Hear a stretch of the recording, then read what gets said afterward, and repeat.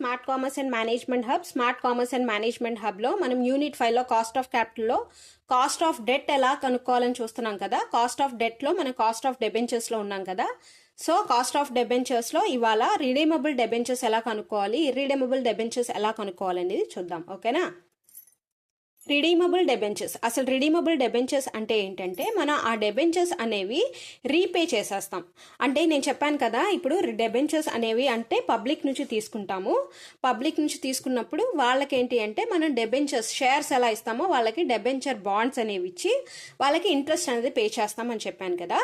ఆ interest pay చేసిన తర్వాత లాస్ట్లో ఒక మెచ్యూరిటీ డేట్ అని పెట్టుకుంటాం. అంటే 3 ఇయర్స్కో 4 ఇయర్స్కో వాళ్ళు ఎంతైతే అమౌంట్, ఫర్ ఎగ్జాంపుల్ ఒక 1 lakh రూపీస్ ఇచ్చారనుకోండి, ఆ 1 lakh రూపీస్ మనం ఇంట్రెస్ట్ పే చేస్తాము. అలాగే ఆ 1 lakh రూపీస్ ఏ విధంగా బ్యాంక్కి మనం రిటర్న్ ఇచ్చేస్తామో అలాగే మనం ఆ 1 lakh రూపీస్ రిడీమ్ చేసేస్తాం అనమాట. ఓకేనా.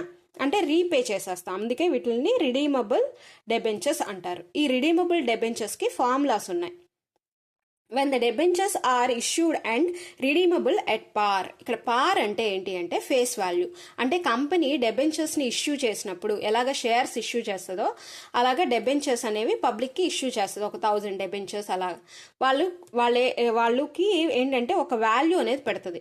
ఓకేనా. ఒక 100 రూపీస్ ఫర్ ఎగ్జాంపుల్ అనుకోండి, ఒక డెబెంచర్ బాండ్ అలాగా పెట్టింది అనుకోండి, దాన్ని పార్ వాల్యూ అంటారు. అంటే పార్ value is nothing but the value which is fixed by the company. ఓకేనా. when the debentures are issued and redeemable at par. ఒకవేళ డెబెంచర్స్ కనుక ఇష్యూ చేసింది పార్ వాల్యూకే, రిడీమ్ అంటే రీపే చేసింది పార్ వాల్యూకే అంటే ఫేస్ వాల్యూకే అయితే అప్పుడు మనం ఏ ఫార్ములా వేసుకోవాలి అంటే KD is equal to R into 1 - t. KD అంటే ఏంటంటే కాస్ట్ ఆఫ్ డెబెంచర్స్, అదే కదా మనం కనుక్కుంటున్నాం.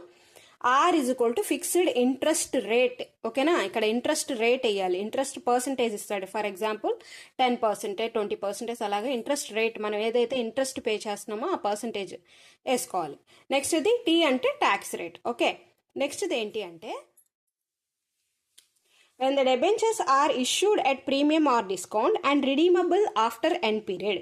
ఏం చెప్తున్నాడు అంటే ఒకవేళ డెబెంచర్స్ అనేవి ఇష్యూ చేసుంటే దేనికి, when the debentures are issued at premium or discount, premium కానీ డిస్కౌంట్కి కానీ ఇష్యూ చేసి రిడీమ్ చేసింది మాత్రం ఆఫ్టర్ ఎన్ పీరియడ్ అంటే కొన్ని సంవత్సరాల తర్వాత ఒక మెచ్యూరిటీ డేట్ అనేది పెట్టుకుంటాం.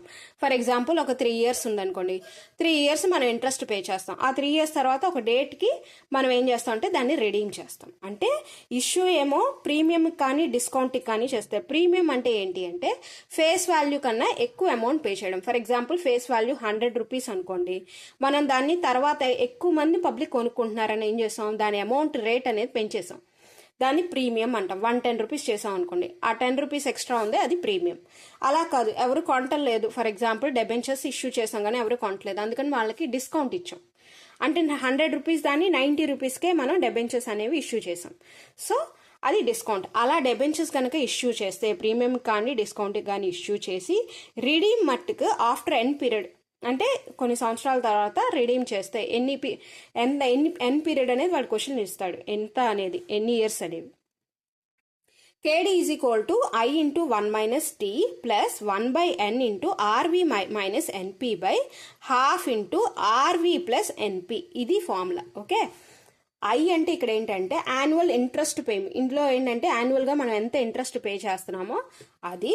అలా ఆ తర్వాత 1 - ఎన్ ఈజ్ ఈక్వల్ టు ఎన్ అంటే ఇక్కడ అంటే నెంబర్ ఆఫ్ ఇయర్స్. నేను చెప్పాను కదా ఎన్ పీరియడ్. ఎన్ 3 years ఇస్తే 3 years వేసుకోవాలి. ఓకే. 5 years ఇస్తే 5 years. ఎన్పి అంటే net proceeds from the issue of debentures. Debentures issue చేసిన తర్వాత వచ్చే నెట్ ప్రొసీడింగ్స్. ఇది ఎలా కనుక్కోవాలో మనం సమ్స్లో చూద్దాం. RV is equal to redeemable value of debentures at the time of maturity. Maturity date అనేది ఇస్తారని చెప్పాను కదా ఆఫ్టర్ ఎన్ పీరియడ్స్. ఆ మెచ్యూరిటీ డేట్ అప్పుడు మనం పే చేస్తే ఎంత పే చేస్తామో ఆ ప్రిన్సిపల్ అమౌంట్, ఆ రిడీమబుల్ వాల్యూ అనేది RV. T is equal to tax rate. ఓకేనా. So I into 1 - t plus 1/n RV minus NP by half into RV plus ఎన్పి.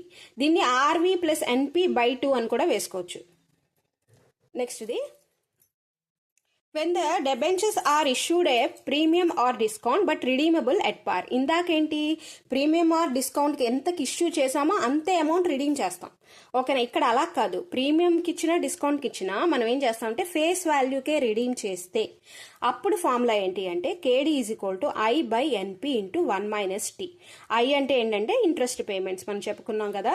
ఎన్పి అంటే net proceedings from the issue of debentures. T అంటే tax rate.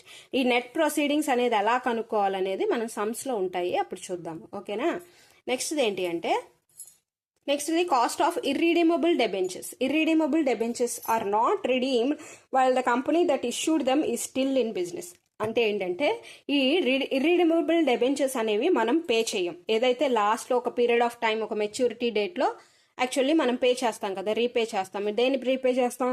Principal అమౌంట్ని repay చేస్తాం. కానీ ఇర్రీడీమబుల్ డెబెంచర్స్లో ఏంటంటే మనం pay చేయాల్సిన అవసరం లేదు, అది బిజినెస్లోనే ఉండిపోతుంది. ఓకేనా, next the irredeemable debentures have no maturity date, so the loan is not required to be paid back by a specific date. ఏమని చెప్తున్నారు, దీనికి ఒక మెచ్యూరిటీ డేట్ అనేది ఉండదు. So the loan is required to be, not required అంటే అవసరం లేదు, pay back చేయడానికి అవసరం లేదు ఫిక్స్డ్ డేట్ తర్వాత. ఈ ఫార్ములా ఏంటి అంటే it is calculated as below. KD is equal to I/NP into 1 - tax rate. KD అంటే cost of debt after tax. ఓకేనా, కేడీ అంటే మనం ఏం చేస్తున్నాం అంటే ఇక్కడ ఆఫ్టర్ ట్యాక్స్ వాల్యూ తీసుకుంటున్నాం. Cost of debentures after tax ఎంత వస్తాయనేది కనుక్కుంటున్నాం. I is equal to annual interest payment. యాన్యువల్గా మనం ఎంత ఇంట్రెస్ట్ పే చేస్తున్నాం, ఇక్కడ అమౌంట్ అయినా వేసుకోవచ్చు. ఓకేనా, NP is equal to net proceedings of debentures. అంటే నెట్ ప్రొసీడ్స్ ఆఫ్ డెబెంచర్స్ అంటే కొన్ని క్యాలిక్యులేట్ చేసి మైనస్ చేయాల్సి వస్తుంది, అందుకే నెట్ అన్నాడు. నెట్ అంటే ఏంటంటే గ్రాస్ అన్నాడు. గ్రాస్ అంటే దేన్నైనా మైనస్ చెయ్యక ముందు వచ్చేదాన్ని ఏంటంటే గ్రాస్ వాల్యూ అంటాం. నెట్ వాల్యూ అంటే ఏదైనా కొన్ని మైనస్ చేయాల్సినవి ఉంటాయి, ఆ సబ్ట్రాక్ట్ చేస్తే మనకి నెట్ వాల్యూ వస్తుంది అనమాట. మనకు తెలుసు కదా, మనం అకౌంట్స్లో కూడా చూస్తాం గ్రాస్ ప్రాఫిట్, నెట్ ప్రాఫిట్ అంటాం. గ్రాస్ ప్రాఫిట్లోంచి కొన్ని మైనస్ చేయాల్సింది చేస్తే నెట్ ప్రాఫిట్ వస్తుంది. అలాగే ఈ నెట్ ప్రొసీడింగ్స్ ఆఫ్ డెబెంచర్స్కి క్యాలిక్యులేట్ చేసుకోవాలి. నెక్స్ట్ ఇది టీ అంటే ట్యాక్స్ రేట్. ఓకేనా, ఈ నెట్ ప్రొసీడింగ్స్ గురించి చెప్తున్నాం వినండి. Net proceeds means issue price less expenses or flotation cost. నేను ఆల్రెడీ చెప్పాను కదా, ఏదైనా మైనస్ చేయాల్సి వస్తుంది. నెట్ ప్రొసీడింగ్స్ అంటే ఏంటంటే మనం ఎంత ఇష్యూ చేసామో ఆ ఇష్యూ ప్రైస్, ఇష్యూ వాల్యూ దాంట్లోంచి ఎక్స్పెన్సెస్ లెస్ చేశారు. ఓకేనా, ఎక్స్పెన్సెస్ కానీ ఫ్లోటేషన్ కాస్ట్ కానీ లెస్ చేయాల్సి వస్తుంది. అప్పుడు అది నెట్ ప్రొసీడింగ్స్ ఆఫ్ డెబెంచర్స్ అనమాట. అసలు ఫ్లోటేషన్ కాస్ట్ అంటే ఏంటో చూద్దాం. The new issue of a security, debt or equity involves some expenditure in the form of underwriting or brokerage fees, legal, administrative charges, registration fees, etc. మనం కొత్తగా issue చేస్తున్నాం అనుకోండి debentures, అప్పుడు మనకు కొంత ఖర్చు అవుతాయి. ఏంటంటే పేపర్ వాల్యూ, ఇప్పుడు అప్లికేషన్ వాల్యూ ఉంటుంది, అండర్ రైటింగ్ వాల్యూ ఉంటుంది, బ్రోకరేజ్ ఫీజెస్ కట్టాల్సి వస్తుంది. ఇలా మనం డెబెంచర్ బాండ్స్ ఇస్తున్నందుకు లీగల్గా మనం ఎక్స్పెన్సెస్ పే చేయాల్సి వస్తుంది. అడ్మినిస్ట్రేషన్ ఛార్జెస్ ఉంటాయి, అలాగే రిజిస్ట్రేషన్ కోసం ఫీజు పే చేయాల్సి వస్తుంది. ఇవన్నీ ఫ్లోటేషన్ కాస్ట్ కింద వస్తాయన్నమాట. వీటిల్ని లెస్ చేసుకుని నెట్ ప్రొసీడింగ్స్ వేస్తాం మనం from net proceedings of debentures అనేవి వేస్తాం. ఇక్కడతో మనకి డెబెంచర్స్, రిడీమబుల్ డెబెంచర్స్ అంటే ఏంటి, ఇర్రీడీమబుల్ డెబెంచర్స్ అంటే ఏంటి, రెడీమబుల్ డెబెంచర్స్ ఎలాగా మనం ఫార్ములాస్ వేసుకోవాలి, అలాగే ఇర్రీడీమబుల్ డెబెంచర్స్కి ఫార్ములా ఏంటో తెలుసుకుందాం.